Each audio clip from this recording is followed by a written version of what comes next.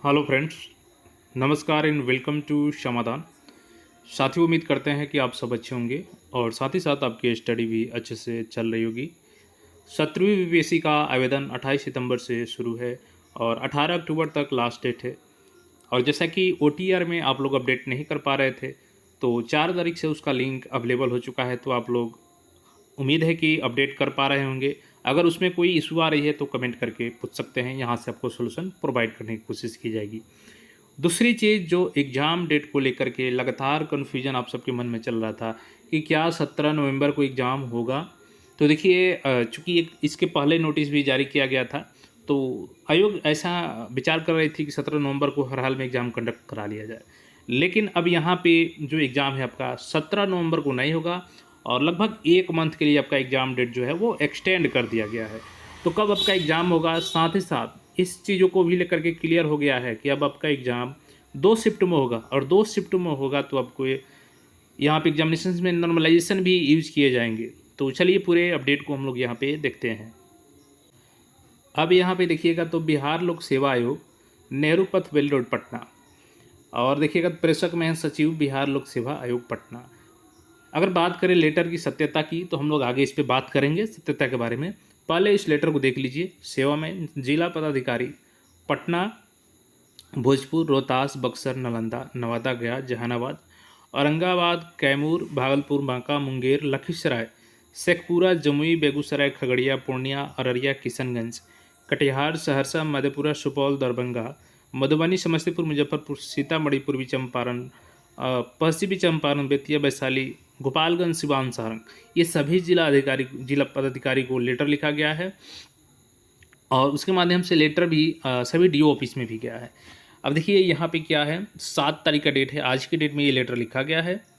विषय है एकीकृत 17वीं संयुक्त प्रारंभिक प्रतियोगिता परीक्षा के संचालन हेतु आवासन की व्यवस्था कराने के संबंध में, और प्रसंग में है आयोग के पत्रांक 24/12, दिनांक 26/9/2024। ठीक है।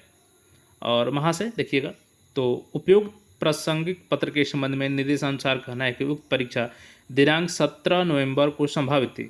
अब देखिए यहाँ पे बिल्कुल वो भी लेटर सही था और 17 नवंबर को लेटर लिखा भी गया था बाकायदे कि आप लोग सेंटर उपलब्ध कराइए ताकि हम लोग एग्जाम को कंडक्ट करा सके 17वीं के लिए।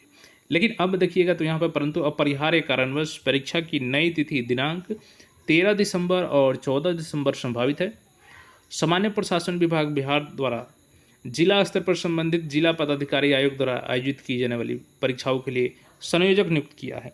अब जो जिला अधिकारी हैं उनको संयोजक नियुक्त किया गया है एग्जाम के लिए, प्रत्येक जिले के लिए। उक्त परीक्षा में लगभग 7 से 8 लाख उम्मीदवारों के सम्मिलित होने की संभावना है। अब चूंकि अपना एक आइडिया लेके चल रही है आयोग, इन परीक्षाओं के लिए जिला स्तर पर परीक्षा केंद्र की आवश्यकता है। उक्त परीक्षा हेतु जिला अंतर्गत प्रतिष्ठित शिक्षण संस्थानों का चयन परीक्षा केंद्रों के लिए किया जाए, जिसमें चारदीवारी, बाउंड्री, प्रकाश, पानी, बैच, डेस्क, शौचालय, प्रत्येक कक्षा में दीवार घड़ी इत्यादि की उपलब्धता अच्छी स्थिति में हो। साथ ही सभी परीक्षा केंद्र में आवागमन की सुविधा सुगम हो।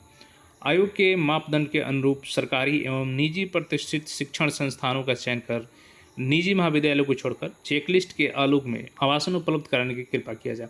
यानी कि पूरी तरीके से वो व्यवस्था वहाँ पे सही होनी चाहिए, चाहे वहाँ पे अधिकारी के पहुँचने के लिए गाड़ी की सही से सड़क की व्यवस्था हो, शौचालय वहाँ पे हो, पानी पीने की व्यवस्था हो और पर्याप्त मात्रा में वहाँ पर रोशनी की व्यवस्था हो, बाउंड्री होनी चाहिए कम से कम जरूर उस स्कूल में।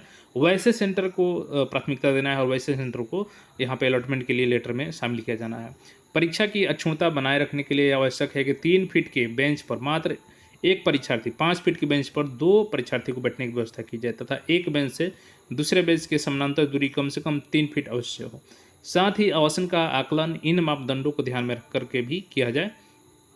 और देखिएगा यहाँ पे लिखा गया कि अतः अनुरोध है कि अपने जिला अंतर्गत आयोग का द्वारा वांछित आवासन सूची संलग्न के अनुसार अवस्थित सरकारी एवं प्रतिष्ठित निजी क्षेत्र के शिक्षण संस्थानों का चयन कर उक्त परीक्षा को शांतिपूर्ण, सुव्यवस्थित एवं कदाचार रहित संचालन हेतु परीक्षा केंद्रों का चयन excellent A, very good B and good C and A B C grading तथा कमरों की संख्या अंकित कराते हुए आवासन सूची दिनांक 18 अक्टूबर तक निश्चित रूप से उपलब्ध कराने की कृपा किया जाए, जिससे कि उक्त परीक्षा का आयोजन ससमय कराया जा सके।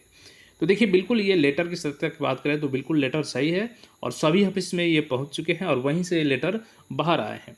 तो अब जैसे कि आपका एग्ज़ाम जब 2 शिफ्ट में हो रहा है, तो इसमें ज़ाहिर-सी बात है, चेयरमैन सर ने प्रेस कॉन्फ्रेंस में भी ऑलरेडी बोल रखा है कि आपके एग्ज़ाम में नॉर्मलाइज़ेशन यूज़ किया जाएगा। अब देखिए, आपको नॉर्मलाइज़ेशन से पैनिक नहीं होना है, क्योंकि केवल 2 शिफ्टों में है, तो इसमें ज़्यादा नॉर्मलाइज़ेशन का इफ़ेक्ट नहीं पड़ेगा। आपको करना क्या है कि देखिए, ज़्यादा से ज़्यादा अभी आप लोग टेस्ट सीरीज लगाइए, जहाँ पे जो कमी है उसको सुधारिए। और देखिए, बेस्ट की है आपका सिलेक्शन में अगर कोई रोल निभा रहा है, तो वो है आपका रिवीजन। आप कितना रिवीजन करते हैं ये मायने रखता है, ये मायने नहीं रखता है कि आप कितने टॉपिक पढ़ गए। आप टॉपिक पढ़ेंगे और उसको भूलते जाएंगे, फिर उसका कोई आपको बेनिफिट नहीं मिलेगा एग्जाम में, जब तक कि आप रिवीजन ना करें। तो बेस्ट की है आपको कि ज़्यादा से ज़्यादा मल्टीपल टाइम्स आपको रिवीजन करना है जो भी टॉपिक पढ़ लिए हैं।